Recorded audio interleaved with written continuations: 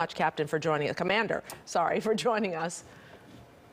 Good evening. How are you? Good. So we're understanding that all of the National Guards had to be vetted because they're afraid of any inside job. And also, how many of our guardsmen went?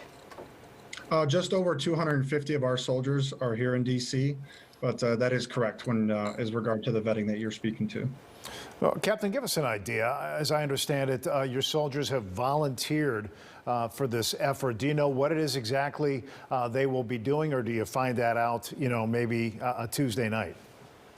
No, so currently as it stands now, all the soldiers from Illinois are in a position for any type of civil disturbance operations to support our D.C. Metro police officers and the D.C. Guard itself. That's currently where Illinois stands as far as our posture right now. We've seen guards, soldiers sleeping on the floor, hanging outside. What are the accommodations like for you guys? We're lucky enough that our United States Air Force counterparts have been able to get us hot meals and stay in a hotel. As far as the soldiers that you see there on the Capitol floor, that is in between rest cycles that you're seeing. But soldiers are very much used to that kind of accommodations either way. That's what soldiers are like. Captain, give us an idea of who you're, if there is such a thing as a typical quality that defines the soldiers, the men and women who will be there. What is it that drives them? What's their personality? Are there some defining characteristics that you've noticed? I can tell you that as far as the Illinois soldiers here, all of them are military police. Some of them are logistics and operations, but all of them come from wide, diverse backgrounds, but all of them are patriots and have absolute pride as being part of the Illinois National Guard and just here to represent Illinois in the presidential inauguration. What is it like there? You are there in D.C. right now, right? Yes, ma'am. Give us an idea of what you see. What is it reminiscent of? You've been to D.C. before, I'm sure. Is it totally different right now? Obviously, the security posture is very much larger than what D.C. is normally like. You see the fencing and you see the soldiers that are there, but we're just happy to be a part of it, but the security aspect is definitely much higher than normal. How does it play on your minds? We have such visceral imagery that came from that terrible day on January 6th, seeing members of the police force, law enforcement getting squeezed with the hordes of people pushing against the door here.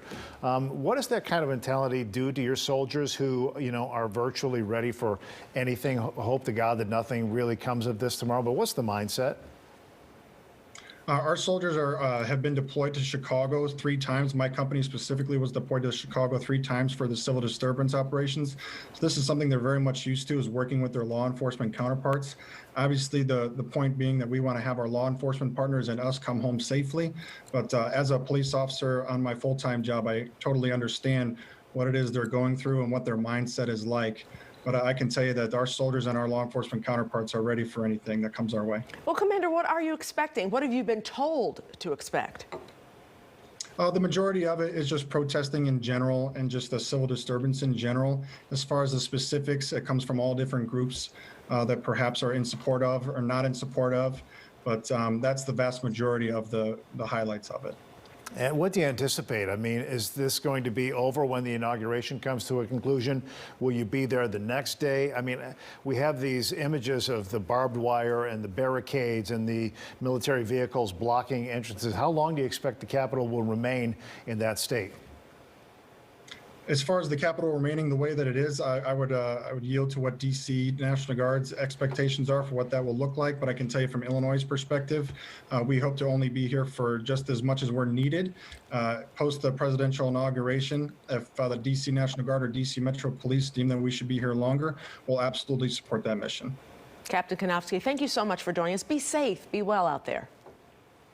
Thank you, Mike and Ray. I appreciate it. Take care. The FBI is searching for